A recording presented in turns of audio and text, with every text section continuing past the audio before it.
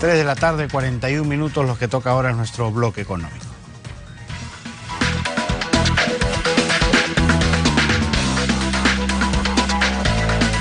A ver, como ustedes sabrán, a través de un decreto de urgencia, el gobierno ha conminado y obligado, va a obligar, porque todavía falta el listado final, a que las boticas y farmacias vendan medicamentos genéricos de manera obligatoria en un listado que va a ser de hasta 40 productos, digamos los más necesarios, que deben estar a precios justos al alcance de todos. Estamos con Crisólogo Cáceres, que es profesor de SAN, además siempre enterado de la defensa del consumidor, para hablar de este tema. ¿Cómo estás, Crisólogo? ¿Qué tal? Un gusto, Juan Carlos. Y efectivamente, ese tema de los medicamentos genéricos es un tema de vieja data. Varias veces hemos hablado de este asunto, ¿no? Las personas se quejan sistemáticamente de la escasez de los medicamentos genéricos, que son muy buscados porque los medicamentos de marca, o los llamados medicamentos de marca, son muchísimo más caros, ¿no? O sea, pueden ser 10 veces más caros, 15 veces más caros. O sea, es un tema bastante delicado, pero han empezado a escasear, y a raíz de eso es que el gobierno envió incluso en el mes de mayo un proyecto de ley al Congreso de la República, en virtud del cual se buscaba garantizar un stock mínimo. Y esto se debió, como deben recordar los televidentes, al hecho de que un grupo económico, InRetail, había adquirido a todas las cadenas de boticas competidoras, y domina pues casi el 90% del mercado de venta de medicamentos. Entonces, frente a ese hecho inusual, y que creo que solo se da en el Perú y en ningún otro país del mundo, es que el gobierno decidió que podía ser una muy buena idea enviar un proyecto de ley de este tipo, el cual lamentablemente no prosperó. Hasta que el 30 de septiembre el Congreso fue disuelto, entonces ya no había nada que hacer.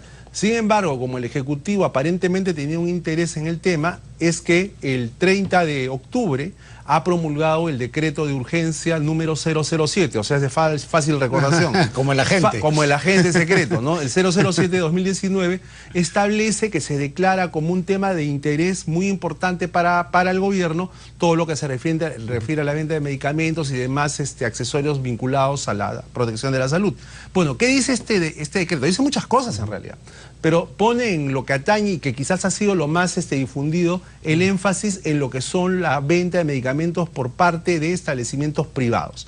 Se señala, como ya bien indicaste, que se debe garantizar una oferta de acuerdo a un listado que todavía no existe, pero que va a existir, de 40 medicamentos genéricos que son los de mayor demanda por parte de la población. ¿Cuál es el plazo?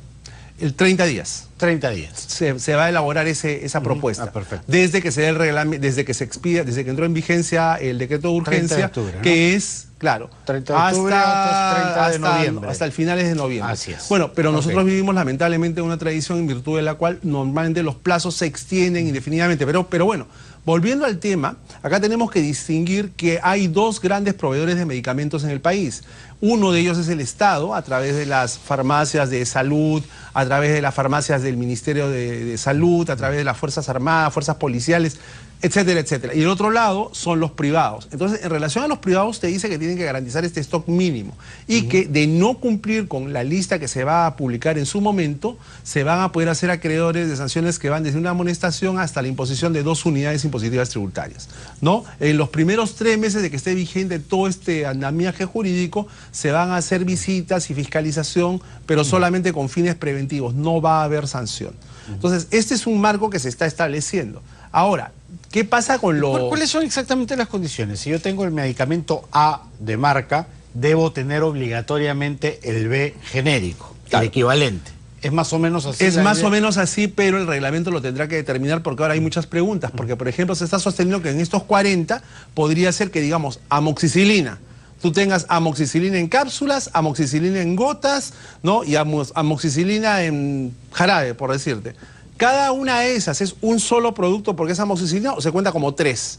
Y ya, con lo cual tendrías otras 37 más. Claro, no se sabe, porque he hablado con expertos en salud, sin ir muy lejos el día de ayer, y no lo tienen claro tampoco. Entonces, allí tienes una situación bien delicada. Sin embargo, acá hay una cuestión de fondo, y es que la forma en que se adquieren los medicamentos por parte del Estado, que digamos es el mega proveedor de medicamentos, no han sido abordadas como uno hubiera esperado en este decreto de urgencia. ¿A qué me refiero? Que es una práctica muy usual que las dependencias del Estado compran medicamentos mediante un mecanismo que se llama subasta pública inversa, que consiste... El más barato gana. El más barato, claro. Exactamente. El más barato gana, pero ¿qué hacen los postores perdedores? Los postores perdedores, cuando ven que ellos no van a ganar, interponen recursos impugnativos para traerse el proceso abajo. Impugnan los procesos. Se traen el proceso abajo, y entonces el Estado, ¿qué tiene que hacer? Para evitar que sus farmacias estén desabastecidas o cuando ya lo están... Una compra de emergencia. Compras de emergencia, exacto. Estás totalmente enterado del tema. Entonces, hacen las compras de emergencia y pagan sobreprecios, pagan precios de mercado. Claro. Entonces, esta es una situación que se da, y esta, por ejemplo, no ha sido abordada en el decreto de urgencia. Y este es un grave problema para todo lo que es el suministro por parte del Estado. Otra cosa que trae de manera innovadora este decreto de urgencia es algo que nosotros hemos propuesto aquí en este programa hace algunos meses, ¿no? ¿Y cuál es? La posibilidad de que el Estado salga a vender medicamentos genéricos. Farmacias... En sus farmacias. Claro. O sea, por ejemplo, se los pongo de esta manera. Digamos, el Hospital Rebagliati tiene su farmacia. Ok, ¿cuántos medicamentos tiene que comprar para surtir su farmacia? ¿Cuántas amoxicilinas tiene que comprar? Por ejemplo, 1000. Ya, pues que no va a comprar 1000, sino 1500. 1000 para surtir la farmacia y 500 para venderlas a los consumidores que necesiten el producto a precios adecuados. Entonces, esto está haciendo que el Estado entre a un mercado que anteriormente le había estado vedado, ¿no? Y es el mercado de la venta de medicamentos. Claro, no faltarán las voces empresariales que digan que eso es ilegal, claro, que eso es inconstitucional, porque resulta que existe algo que se conoce como el rol subsidiario del Estado. ¿Qué es el rol subsidiario del Estado? Que el Estado solo puede entrar a tallar como empresario, como comerciante, como vendedor de productos, a falta de interés del privado en esas actividades. Pero olvidan quienes dicen eso, que las medicinas, los medicamentos no son cualquier mercancía. Las medicinas son productos que están destinados para preservar la vida humana y por lo tanto no se rigen por esa lógica perversa del mercado, ¿no? Acá hay todo un tema filosófico y constitucional que debatir. ¿Será posible la fiscalización una vez tengamos ese listado de hasta 40, digamos, productos críticos para la población? Yo creo que va a ser difícil, pero sí es posible. Va a ser difícil en la medida en que existen tantos establecimientos que va a poder ser muy complicado ir a cada uno de ellos. Pero van a poderse hacer muestreos que te van a permitir a ti tomar decisiones sobre la base de muestreos. Otro tema es que el Estado lo tiene que hacer, o sea, el Estado tiene que ver esta situación y tiene que entender también los empresarios y los consumidores que los medicamentos genéricos son fundamentales y el hecho de que no aparezcan en el mercado es la causa principal por la cual se ha motivado al Poder Ejecutivo para expedir este decreto. O sea, este decreto es el resultado de la inacción del Congreso para poder haber legislado en relación a los medicamentos. No lo hizo. Bueno, ahora lo ha hecho el Poder Ejecutivo al amparo de las facultades de las que es titular en este momento, ¿no? Nosotros podemos, por ejemplo, ir a una farmacia y comprar una o dos pastillas porque tenemos, digamos, algún tipo de mal. Es lo que te recetó el médico. De repente, el médico te dijo, tómate 2 de estas pastillas, no más.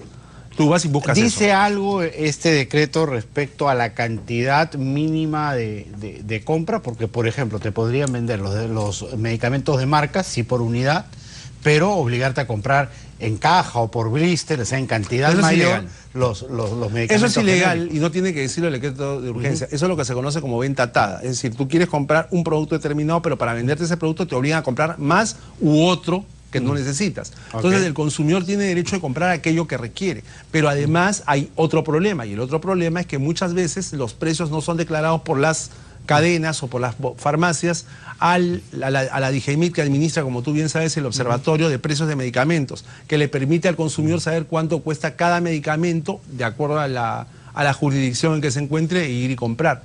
Esto es un tema que es muy importante, porque hay mucha gente que no se da cuenta que el precio es un determinante sumamente trascendental para muchos consumidores que deciden ir acá o deciden ir allá precisamente en atención al precio. Y entonces las medicinas genéricas dentro de ese esquema son importantes porque siempre las medicinas genéricas van a ser mucho más baratas que los medicamentos de marca. Entonces acá hay una situación sumamente especial vinculada a la vida, a la salud, pero también a la economía de los consumidores. Ahora, están obligados en la farmacia, en la botica, a ofrecerte los dos productos y hacerte saber que tienen los dos, porque muchas veces tú preguntas por algún medicamento y te dan el precio del medicamento de marca.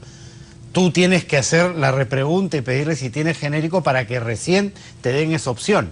Claro. O sea, ahí hay, en lo que acabas de decir hay varios temas, ¿no? Tema uno, que normalmente si un consumidor va con una receta que el médico le ha expedido, en el cual se refiere al principio activo del medicamento, eso es lo que tiene que pedir. Y si quiere pedir un medicamento de marca o genérico es decisión del consumidor, pero el consumidor pregunta por el principio activo. Segundo, si el dependiente, el vendedor de la farmacia o de la botica le dice, no compres eso, esto es mejor, allí está atentando contra el derecho del consumidor de que le surtan la receta. Si el consumidor va y voluntariamente le pide al farmacéutico, porque existe mucho tema de automedicación en el Perú, que sea la persona que lo atiende, quien le prescribe un medicamento, ahí está incurriendo en un error, porque para empezar no sabe si esa persona es el químico farmacéutico. Claro, hicimos una campaña. Un simple vendedor. Claro, hicimos una campaña en la cual nosotros le llamamos entonces bata blanca, en mérito a la cual lo que se buscaba es que únicamente el químico farmacéutico tenga la bata blanca y los dependientes bata de otro color, de modo tal que el consumidor sepa inmediatamente a quién tiene que dirigirse para preguntar y no acepte recomendaciones de quienes no detentan la bata blanca, que es una manera muy sencilla de identificar al químico farmacéutico. El punto aquí es que existe mucho de que las farmacias o los dependientes, para ganar una comisión, están recomendando los productos, sea fabricados por la empresa o aquellos que le pagan una comisión mayor de venta. Aunque es ilegal también para los laboratorios promocionar de esa manera absolutamente, la venta de sus productos, ¿no? absolutamente. Pero ahora estamos en una situación, repito, en que debido a la compra de toda la competencia por parte de InRetail, ahora tenemos que todo está en una sola mano y es una integración vertical, porque como saben, no solo se han adquirido los establecimientos de venta, sino además las unidades de comercialización y el laboratorio. Entonces, el tema de los medicamentos es muy importante en el Perú, ya que no contamos con una ley antimonopolios, a pesar de todo lo que estamos viendo, es importante que el gobierno expida este tipo de normas que van a permitir, y eso me parece que es remarcable, que el Estado pueda vender medicamentos genéricos. Una última, sobre el médico y las recetas, ya que has tocado este tema. ¿Cómo debe recetar el médico? ¿Por principio activo o te podría sugerir alguna marca en la receta? Hay casos en los cuales el médico le dice al paciente, esto te lo tengo que recetar con una marca porque esto no tiene genérico todavía. Porque ustedes saben de que existen casos en los cuales cuando recién se empieza a comercializar un producto, existe una exclusividad, la exclusividad que te da la patente por 10 años, para justificar pues los costos en que incurrió el laboratorio para el desarrollo del producto. La investigación, las pruebas, etcétera, etcétera. Vencido ese plazo, pueden otros laboratorios tomar el principio activo y fabricar productos similares o bioequivalentes, como que le dicen. Claro, ¿no? Después de 10 años es como que ya es de la humanidad. Ya es del patrimonio de la humanidad, claro que sí. Pero es una recomendación que le puede hacer el médico al consumidor en un caso muy determinado. Es distinto que el médico, en lugar de recetarle sobre la base del principio activo, le diga compra de esta marca, porque ahí ese médico visiblemente está incurriendo en diversos tipos de faltas que podrían ser denunciadas por el consumidor. Perfecto, Crisólogo. Muchísimas gracias por haber estado aquí. A ti, Juan Carlos. Muchas gracias. Hasta aquí nuestro bloque económico.